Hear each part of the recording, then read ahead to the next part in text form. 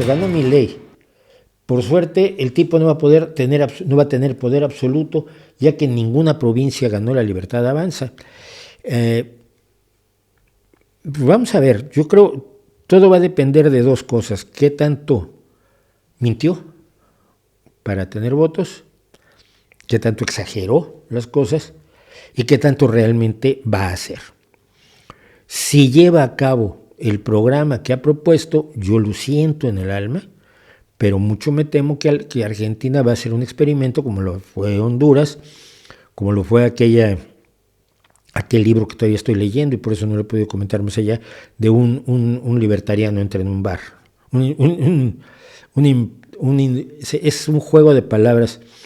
Hay muchos chistes en Estados Unidos que empiezan, un rabino entra en un bar, a rabbi walks into a bar, o un leñador entra en un bar, o un jugador de béisbol entra en un bar, y luego pues, lo que ocurre dentro del bar es lo que lleva a la broma. Y es una persona walks into a bar. Y entonces el autor de este libro es A Libertarian Walks into a Bear. En vez de entrar en un bar, se encuentra con un oso. Fue una comunidad libertariana que estuvieron haciendo un grupo de chiflados anarcocapitalistas tipo Milei en Estados Unidos, a los que acabaron echando los osos, ¿verdad? Porque la realidad de la naturaleza no se prestaba al anarcocapitalismo y al yo no quiero tener policía. Y entonces esa es la historia. Creo que si Milei tiene libertad para poner en práctica muchas cosas, Argentina va a ser un ejemplo de por qué el anarcocapitalismo funciona tan poco como el comunismo o incluso menos. Porque no es que todo en la vida, el equilibrio o el justo medio sea lo bueno, pero en este caso sí. Dejar al mercado totalmente libre es favorecer un montón de cosas que no son deseables en una sociedad. Es permitir los monopolios, es permitir el abuso, es permitir la explotación de los trabajadores, el abuso del medio ambiente, el abuso de los consumidores, el abuso de los proveedores que se encuentran obligados en un momento dado a venderle a una persona o a un grupo de empresas. El abuso de quienes viven alrededor o tienen intereses de otro tipo con respecto a las empresas, los que viven cerca, no quieren contaminación, etcétera, etcétera. Es decir, la libertad absoluta se presta a que los malvados se aprovechen. El control absoluto se presta a que los malvados se aprovechen. Si tú tienes el control absoluto de la economía, corromperte es tan fácil como corromperte cuando no tienes nadie que te controle cuando pones una empresa. Entonces tiene que haber una regulación razonable del mercado, como hay una regulación razonable del tráfico, como hay una regulación razonable del contrato matrimonial, y hay una regulación razonable de las adopciones, y hay una regulación razonable de un montón de cosas en las que todos estamos de acuerdo porque permiten, facilitan, lubrican la vida social e impiden, dentro de lo posible, y siempre intentando mejorar, que los malvados se aprovechen de los demás. Entonces, eso es lo que creo que vamos a ver. Me preocuparía más la relación con Rusia, fíjense. Sobre todo me preocupa la relación con Rusia, por ejemplo, en el caso de Geert Wilders, que ganó las elecciones, obtuvo más votos en las elecciones con 35 escaños en los Países Bajos el día de ayer mismo. Geert Wilders va a tratar de hacer un gobierno de derecha y falta ver si la derecha se apunta con él, que es de ultraderecha. Es eurófobo, es racista a tope y es muy amigo de Putin, pero desde hace años, no se lo inventó esto ahora. Por supuesto, en Rusia la propaganda está encantada con el triunfo de Wilders. Falta ver si puede formar gobierno o si la derecha razonable, la derecha central, la centro derecha, que ya en España ya no tenemos, es una tristeza, la centro derecha prefiere unirse a la centro izquierda del laborismo, que es socialdemócrata, para evitar que la ultraderecha controle Holanda. Creo que habría ahí una pelea donde si son 135 votos, me parece 135 escaños, entonces eran 79 y 78. El caso es que podrían gobernar los que perdieron las elecciones porque crean un gobierno de coalición, que es lo mismo que pasó en España.